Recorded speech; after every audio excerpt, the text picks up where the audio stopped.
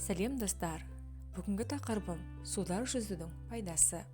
Мені жоғалтылмас үшін лайк басып, каналыма тіркеліп, жаңа видеоларымды көру үшін қоңырауша белгісін басып қойыңыз. Алдағы уақытта денсаулыққа пайдалы кеңестермен көбірек бөлісетін боламын.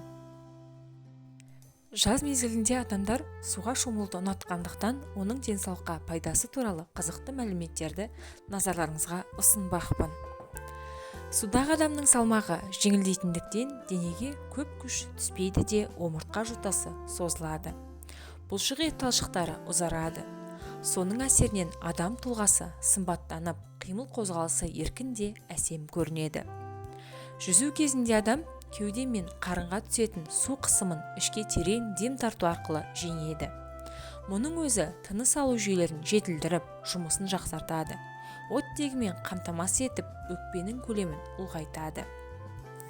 Жүзумен жүйелі түрде шұғылданып жүрген адамның жүрек соғуы минутына 72-ден 48-50-ге дейін сирейді. Омыртқаның қисаюы уақыт өте келе адам ағзасында көптеген дерттер туындатады. Ал жүзген кезде дене бұлшық еттері қозғалысқа түсіп, омыртқа сүйектерін қалпына келтіріп, қан айналымын жақсартады. Ағзаның суыққа қарсы күресу қабілетін шыңдайды. Баланың бойын өсіреді. Қысқасы, адамның иммунитеті де нығаяды, өзі де шынығады. Спорттық жаттығулардың бәрі де адам денсаулығына пайдалы. Соның ішінде суда жүзу арқылы денсаулықты нығайтып, сырт келбеті де ажарландыра түсуге болады. Сонымен қатар, жүзу адамның өзі-өзіне сенімді жүруіне, жұмысқа деген құлшынысты, белсенділікті арттырады. Бүгінгі таңда кез келген жанның суда жүзумен айналысуына мүмкіндік бар. Жүзуді үйренуге деген құлшынысыңыз болса болғаны, оны тез үйреніп алуға болады. Себебі жүзудің денсаулыққа пайдасы өте көп. Суда жүзудің пайдалары: бірінші, жүктілік кезеңмен қоса жүзу буын, омыртқа ауруымен ауыратындар үшін өте пайдалы. Суда жүзген адамның бүкіл бұлшық еттері қозғалысқа түсіп, денесі шынығады. Алайда бұл да жүзудің түріне байланысты. Екінші, суда жүзу жүрек қан тамырлары ауруларының алдын алып, қан айналымын жақсартады. Себебі суда жүзген кезде қарын, қол, иық, бөксе жақсы жұмыс істейді. Үшінші, адамның тыныс алуында қалыпқа түсіреді. Себебі жүзуден көкірек қуысы кеңейіп, тынысы ашылады. Төртінші, суда жүзумен қатар судың ішінде жүрудің де пайдасы зор. Ол үшін суы терең емес бассейнді таңдап, суда жай жүрумен, жүгірумен айналысып көріңіз. Бесінші, жүйке жүйесін айтарлықтай тыныштандырып, күйзеліс жағдайынан тез арылуға көмектеседі. Себебі су адамның барлық дене мүшесіне әсер етіп, оған массаж жасайды, әрі босаңсытады. Алтыншы, суда жүзу ұйқысыздыққа қарсы ең күшті ем болып табылады. Жетінші, бұл спорт түрмен шұғылданған адамның ағзасы кез келген ауруды жеңіп шыға алады, әрі оны оңай жұқтырмауға қарсы тұра алады. Сонымен қатар, суда жүзетіндерге ауа райының бұзылысы да оңайлықпен әсер ете қоймайды. Сегізінші, суда жүзу арқылы тез арықтауға болады.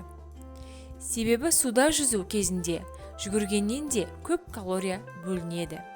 Есіңізде болсын, барлық спорт түрлері секілді суда жүзудің де өзіне тән зиянды тұстары да бар. Ең әуелі, созылмалы, жұқпалы аурулармен ауыратын адамдарға және терісі зақымданған жандарға уақытша суда жүзуден бас тартқан дұрыс. Сонымен қатар, кардиологиялық аурулармен ауыратындар да әуелі дәрігермен кеңесіп қана суда жүзуге болады.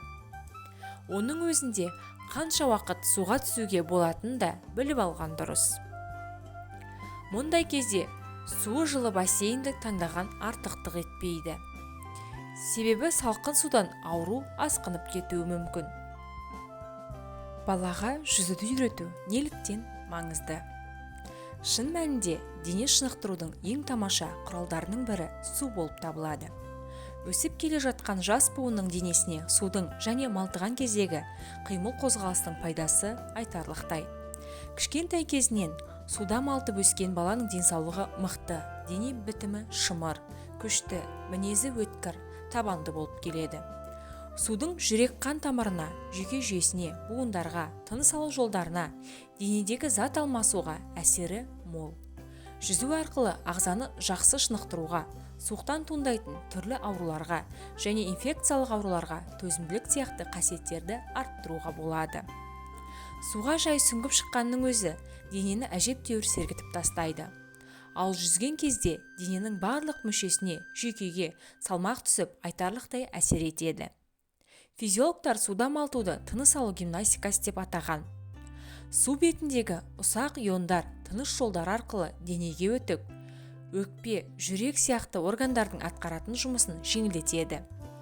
Балалардың арқа, бел, омыртқа жотасы қисайып кеткенде, не күдіс жауырын, еңкіш болғанда, суда жүзу теңдесі жоқ емдеу әдісі болып табылады. Себебі жүзу барысында бұлшық еттердің бәрі де қимылдайды.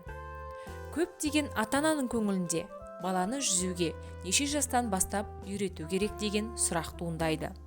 Бұл сауалға бала жүзуді неғұрлым ертерек бастаса, соғұрлым денсаулығына пайдалы деп жауап беруге болады.